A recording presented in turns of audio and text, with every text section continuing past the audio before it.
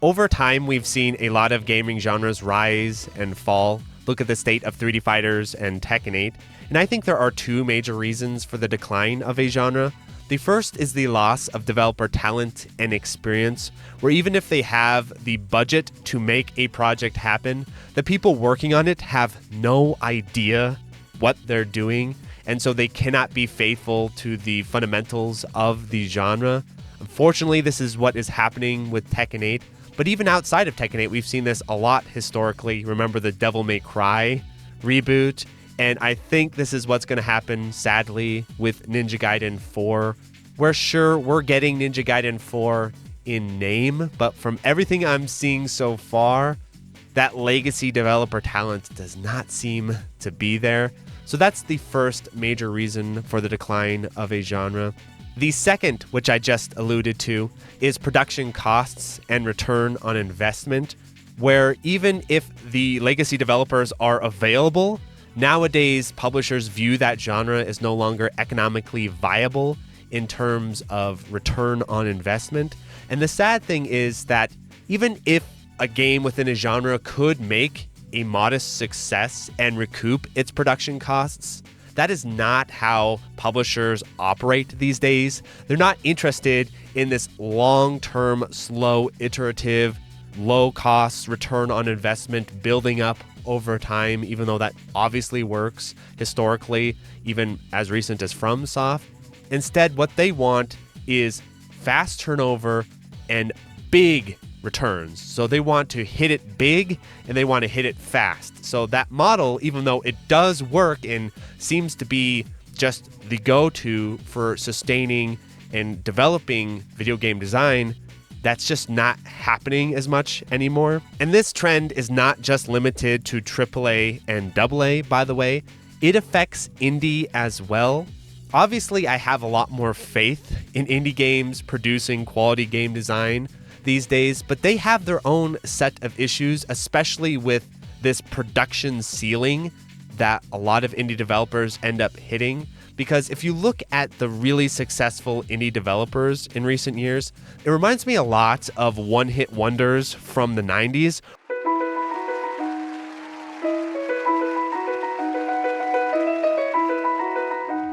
Where they have that one big song, but they cannot translate that song into a larger career.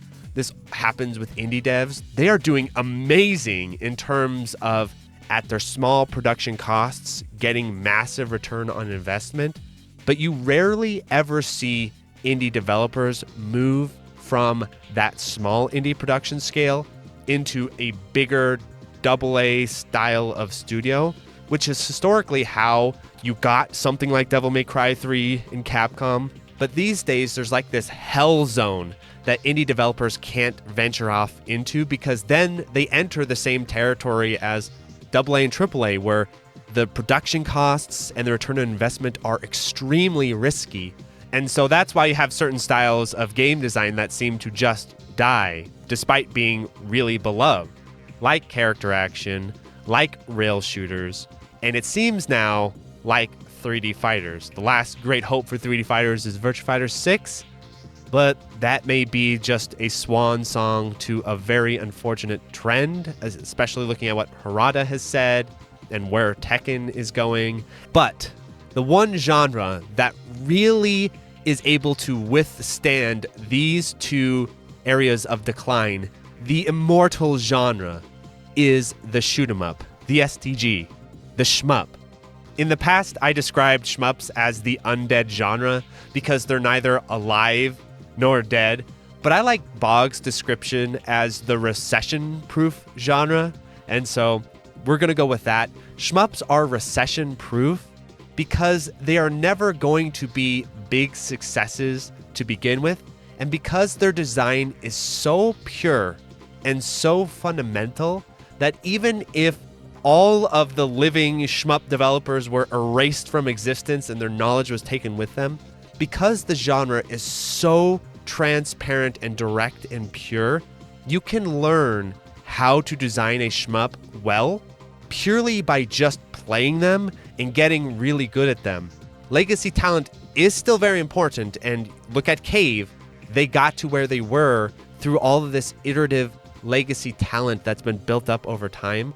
But what shmups have is just this vast resource of iteration and design and insight that a new developer, if they take the time to study and respect it, can learn from very easily. So genres subvert problem number one because it is viable for new talent to appear and thrive in the genre, no matter what the situation is. Like right now, shmups are in a state of constant economic recession, and they just persist because of their purity.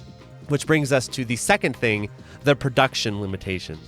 Other genres just cannot be done that viably by like one guy. One guy making a character action game seems insane. One guy trying to make a Souls-style game or a 3D fighter even just does not seem that viable because there's so much production that needs to happen for those genres. Shmups, there does not need to be a ton of production. One guy with a computer and time and determination can make a good-looking, well-designed shmup. So shmups have this unique ability to sustain no matter their circumstances, and I think they will always have a dedicated audience. But the trade-off is that by their nature, they are niche and hardcore, and if you want to take a shmup and then make it really mainstream and really popular, what you end up having to do is just fundamentally change its nature. I covered this in the Bullet Hell, Progression Hell, Vampire Survivors video. You're just not making a shmup anymore, and you're going back to that indie one-hit wonder thing of, all right, this is the trend now. But indie games, you notice they find trends, they follow trends, but then they exhaust the trend and move on to the next thing.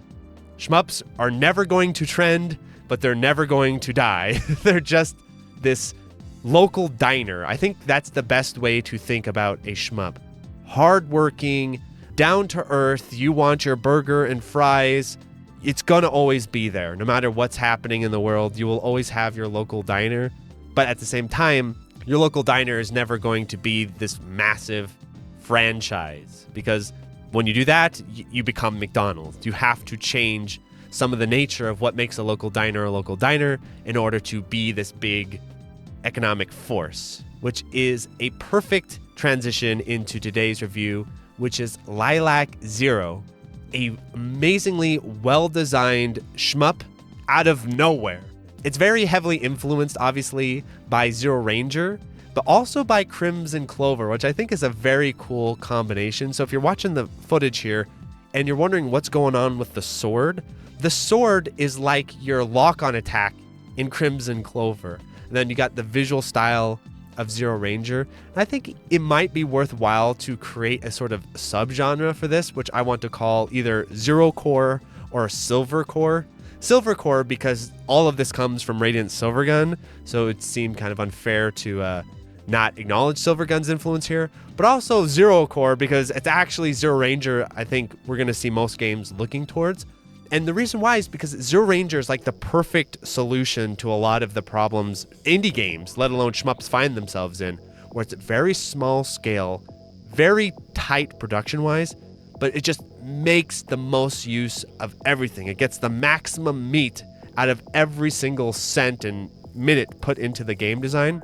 And it's compelling, it's fundamental, it's awesome, and it's got a little bit of a more contemporary feel to it than something like Silvergun.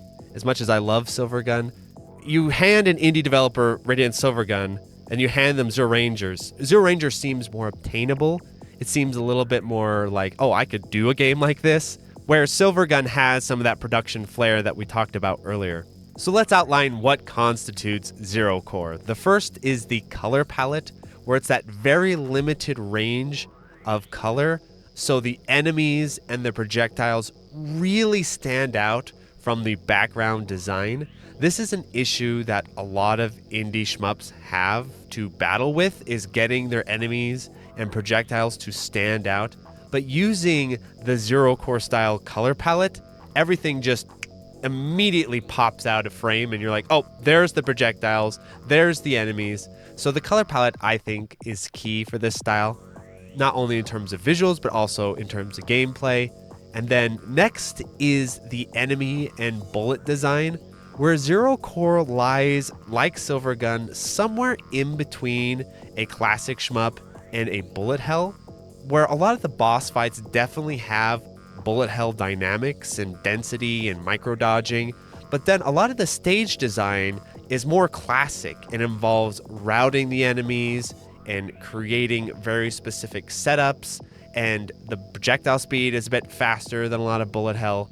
So I really love this combination, and I think it again is what makes ZeroCore feel kind of identifiable and different from like a Toho style game or a cave style game. And speaking of bosses, another signature of the ZeroCore is the boss design, where it's a real emphasis on unique attacks and patterns that are very memorable. I think this is one of the strongest aspects of Lilac Zero that I highly recommend you checking this game out to play, is how well done a lot of these boss fights are and how unique they are. When you look at these, it's like, oh, that isn't Mushimi-sama, that isn't Donanpachi, that's some other beast. It's much more evocative of treasure than what you normally see in bullet hell, which I think is really cool. And then we have the player attacks. In ZeroCore, it's all about juggling multiple weapon types. And there seems to be 3 that end up standing out and being the linchpin. So you have the standard straight shot. Silvergun has this, ZeroRanger has this, Lilac has this. And then you have the lock-on homing shot. Silvergun has this, and then that's built upon even more in ZeroRanger. And then Lilac Zero pushes it even further, because now not only do you have a Rayforce style lock-on attack, you have a Crimson Clover style lock-on attack, which I think is really cool, but in line still with ZeroRanger and with Silvergun. And then finally, of course, the piece de resistance, the melee sword. And not just a melee sword, a sword that replaces the traditional screen clearing bomb. That is key. And it is interesting that across the 3 games, all of them treat the melee sword slightly differently, and that's kind of the signature of each game. So in Silvergun, you use the melee sword not only to swipe and cancel certain enemy bullets, but then once you charge your meter up enough, then you get your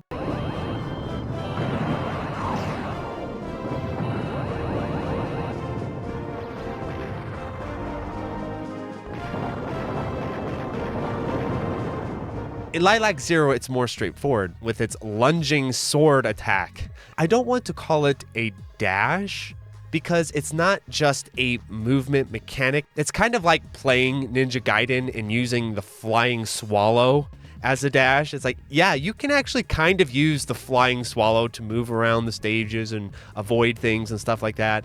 But it's not a good idea to just constantly do flying swallows. And I think that's the case here with the sword attack, where it's much more of a bomb style resource than it is a movement mechanic. So just keep that in mind. And this attack is tied to a meter, which we'll talk about here in a little bit. But outside of just the really cool, unique mechanical design of the game, what I really want to stress about Lilac Zero is how solid and fundamentally well designed it is.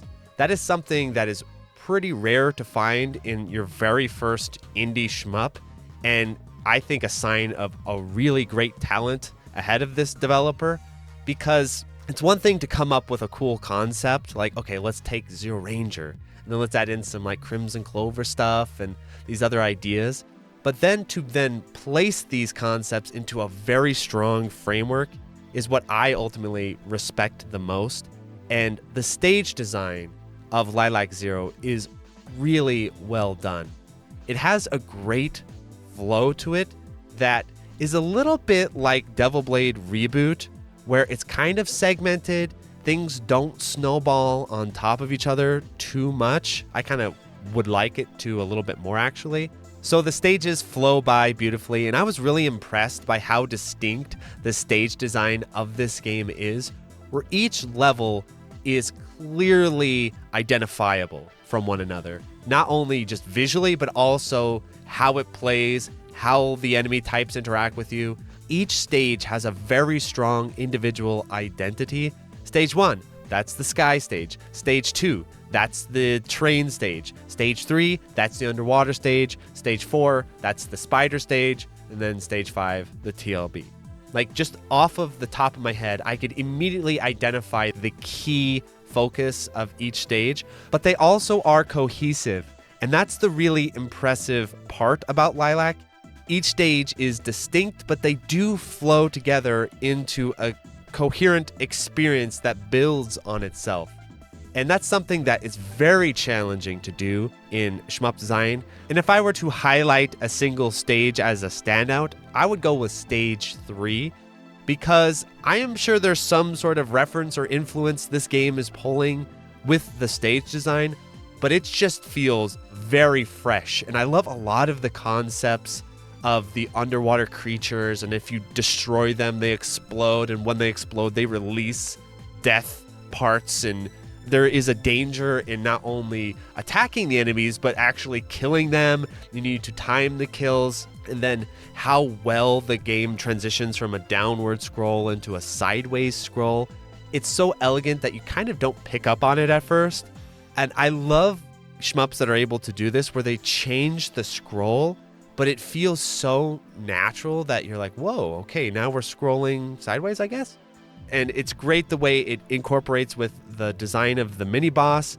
And it's always a great mini boss when you can't quite tell it's a mini boss at first. You're like, wait, is this a series of enemies? Oh, it's like one giant snake dude. It feels the most inspired. It feels the most unique. Overall, though, when it comes to indie shmups, the biggest tripping point is always the stage design, especially in Bullet Hell, because it's just really hard to find that balance between pacing it, where things are building on top of each other, keeping the momentum, keeping the player engaged and challenged, but not also then just becoming this mush. I've been guilty of that myself. It's very hard to avoid the mush, but then also avoid the Euro shmup like segmented boringness. Finding that middle ground between the two is really challenging, and I'm very impressed by how well Lilac Zero strikes this balance. And the boss fights are really good. I go back and forth on what is better, the stage design or the boss fights. But having played Master Mode and gotten my Master Mode 1cc, which was a beast, by the way, I think the final two bosses take the cake. Because I don't know if this is just a product of it being his first game, probably so, but it is funny how the bosses literally improve in terms of the quality of their design along with the run of the game. Boss 1 and 2, they're a little underdeveloped, and then Boss 3 is pretty solid, but again, kind of a bit underdeveloped until you get to its overkill. The overkill is really cool. And then Boss 4 is like, oh my god, amazing. Boss 4 is so freaking good, especially its overkill version on Master is insane. And it has this great balance between predictability and randomness. And that's something that indie games really struggle with, because most indie shmups, look at Devil Blade Reboot, for example. It's solid, it's well made, but it's kind of static. And so once you really get the feel for like the Inferno mode of Devil Blade Reboot, and you really get the feel for how the game plays, then it just kind of becomes a matter of assembling the parts and pulling together your run. But it's very reliable. Practice will get you there. The thing about cave bosses and what makes a lot of the boss fights in cave games really stand out is absolutely there is an underlying strategy to the bosses.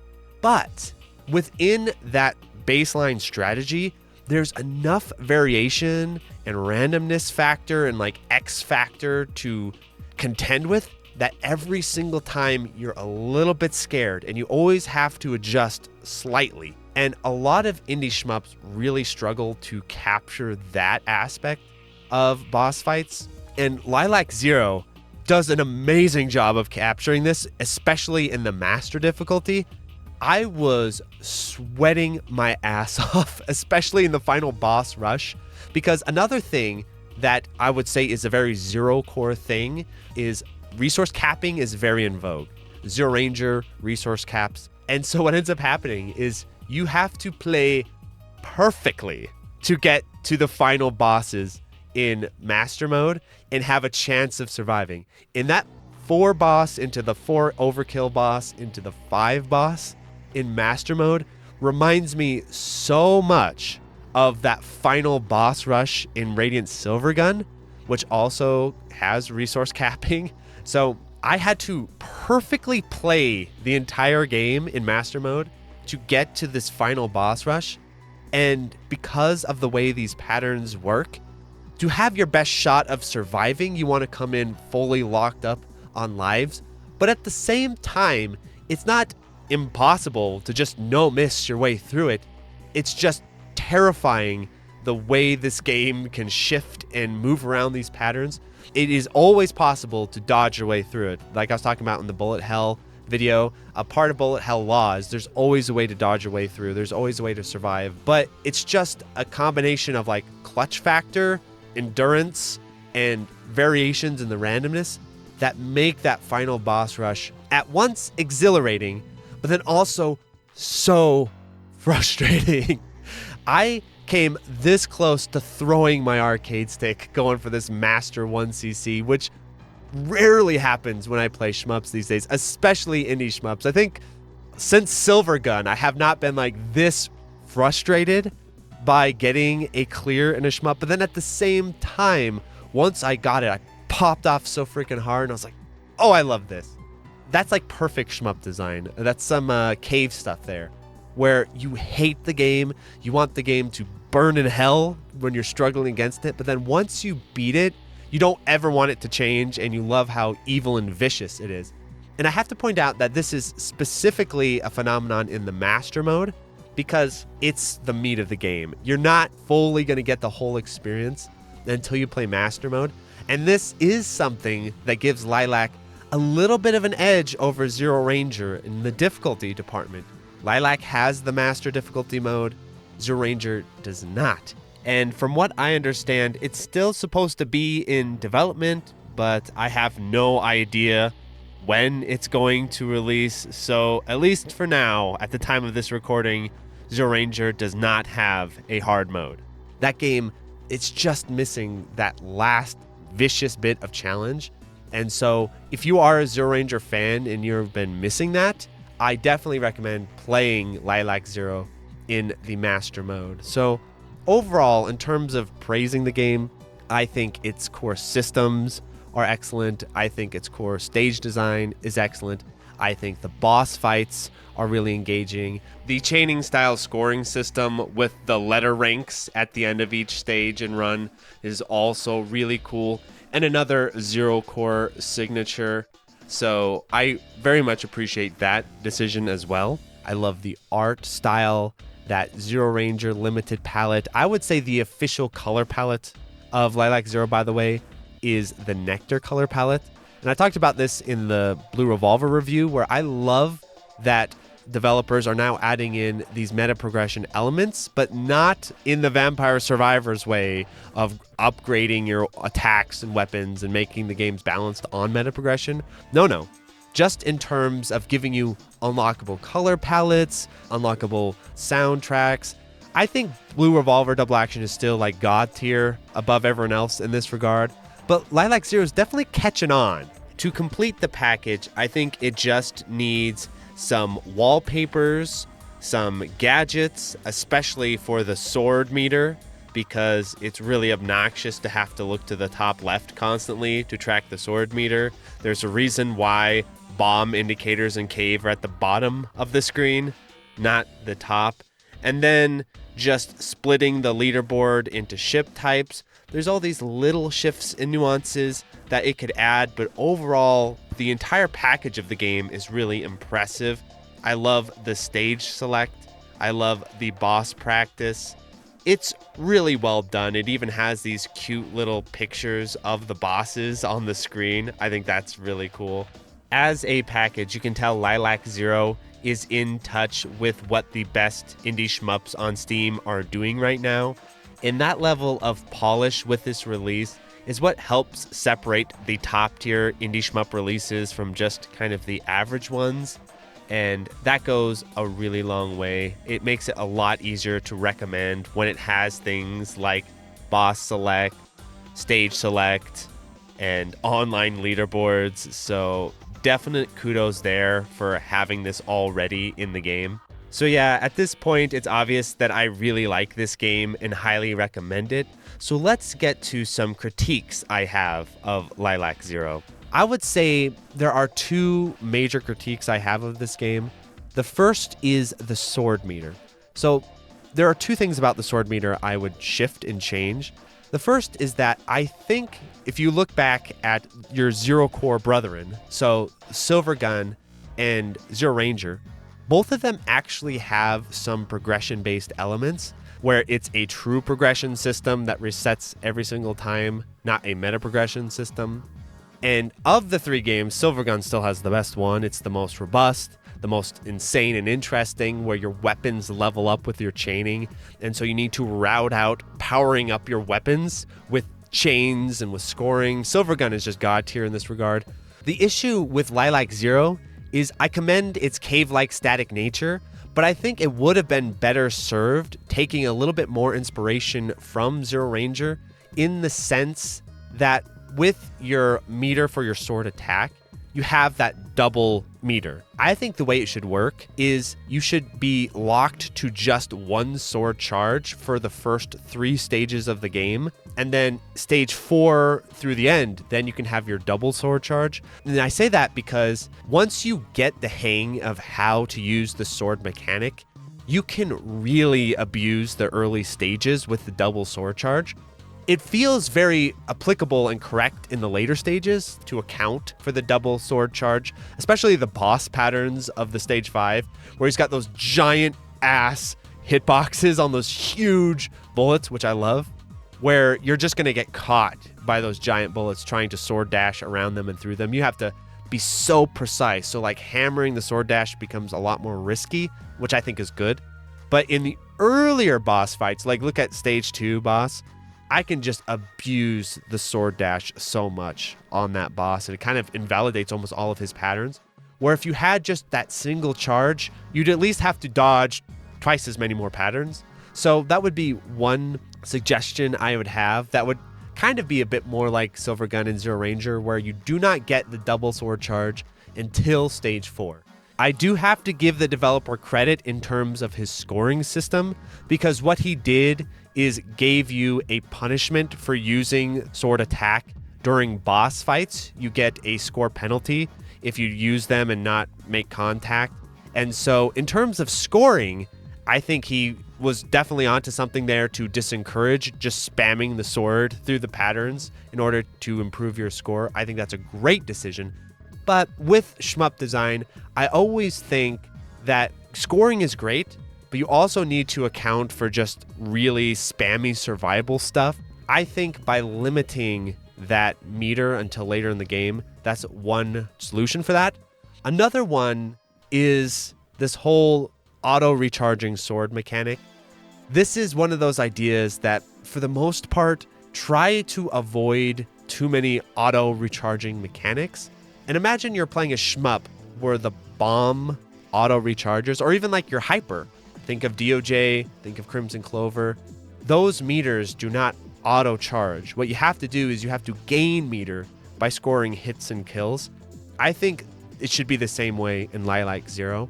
I want to say, though, that in terms of overall like game genre stuff, having an auto-recharging mechanic in a shmup is a lot less broken than most other genres, because shmups auto-scroll. So even though the sword is auto-recharging, it's not nearly as abusable as having like an auto-recharging thing in a side-scrolling or manual scrolling game. So for the most part, it kind of works because of that, but the underlying foundation and core still has problems, because what you can do is, even though the game is pushing you along, you can find these opportunities to abuse the auto recharge. For example, stage 3. With stage 3, the fundamental design with the enemies is you attack things, and when you kill things, they explode and create patterns. And if you don't kill things, they're going to snowball you and crush you with their attacks. So you have this amazing risk reward in that stage as the player that you have to figure out like time kills for things. So you damage things, and then when they get up on the screen, time the kill so that it doesn't threaten you too much. That dynamic is amazing. But unfortunately, because of the auto recharging sword, I can subvert that whole scenario completely. And so what you'll see in my master run, and I'm not doing this to be a troll or anything, this is just, hey, this strategy is very good, and I want to get this 1cc, so I'm going to do it, which is if you just hang to the corner of the stage and let the meter recharge, you can just sword lunge your way through all of the opening encounters. You can just play passive mode, essentially, because of that auto-recharging sword. If the sword meter was tied to attacking enemies, then in order to get that charge, I would have to attack things. So I'd have to take a risk to get the defensive mechanic, but because it's auto-recharging, you just get a free defensive mechanic every so often. And you'll see all throughout my run in Master Mode, I find ways to do this. And it undermines a lot of the really well-designed aspects of this game. So that's my biggest critique of Lilac Zero. It's an issue that 90% of the time is not a problem, especially when you're first playing the game. The rate of the sword recharge works pretty well, and you can tell the dev definitely put a lot of time and balance into figuring out how fast this sword recharges and stuff. But when you get deeper and deeper into the game and you've played it for 20 hours straight like I did, that's when you start to hit that last 10% of, ooh, okay, this is kind of broken. You can do some naughty stuff with this, which is always just a real challenge in shmup design. So my second biggest critique of Lilac Zero, I had to give a lot of thought to, because it was definitely much more of a feeling I had that I had to process into words than normally I can immediately point to something and say like, oh, that's a problem. And I think ZeroRanger shares this critique. So maybe Lilac Zero sort of inherited this from ZeroRanger, and now years later I'm sort of feeling it across both of the games. But it has to do with the run of the game, the 4-stage design into the boss.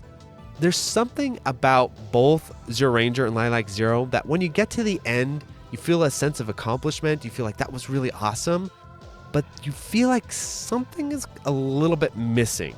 And I had to really figure out, what is this missing piece? Because it seems a little reductive to just say, oh yeah, add in stage 5 like Cave does. That way you have 5 stages. Because I don't know if that's necessarily a one-size-fit-all problem. Like the fact that it has 4 stages into this boss fight and has this great tight pace like Psycho, I don't think the problem is necessarily the pace. I think what it is because it's missing that introductory stage in terms of the quantity, what it needs to do is it needs to ramp up harder and faster and then end stage 4 a little bit more. So in stage 1, the post-cloud area, I think the introductory area in stage 1 is great, but then when you get to that post-cloud area and you fight those little guys, and then especially that pattern where you just have the sliceable enemies appear and you just slice them, something more needs to go there. Patterns, a little more difficulty, another mini boss or something, because that stage 1 felt a little light. And then definitely the last bit of stage 4 up until the boss fight. Stage 4 boss fight is amazing. And then the EX boss is just like extra amazing. And then stage 5 is great. And that opening spider section is really strong too. But what I think it is that pipe section needs one more mini boss in there. Remember how Katsui and DOJ does this, where they have like little mini boss rushes? And those build up a real sense of scale for when you finally get to the final boss. A little more needs to be in there. But if he filled these bits of the game in and then nerfed the sword mechanic a little more like I discussed earlier, Lilac Zero is easily on its way to being one of the best Western indie shmups in recent years. It's really awesome and well made and highly recommended from me.